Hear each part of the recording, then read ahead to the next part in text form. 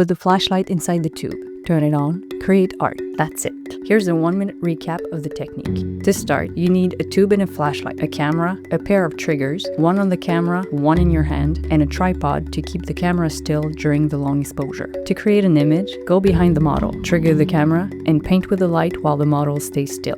For perfect settings, expose for the background first, then adjust the flashlight's brightness to match the background. To create stripes, use the strobe mode of the flashlight. For some magic, add birthday sparklers to the top of the tube. To disappear, stand sideways, directly behind the model, perfectly aligned from the camera's point of view. For Milky Way shots, use an 8-second exposure and a very dim flashlight. To make a perfect circle, place the salami, keep your arms straight, and rotate the tube while keeping your hand at the salami's level. Where to find the tubes? Lightpainting.store. Can this be made in a single exposure? Yes. Do we use a flash? Never. How do we light the subject? With the tube itself as we paint. That's a good start, but there's so much more.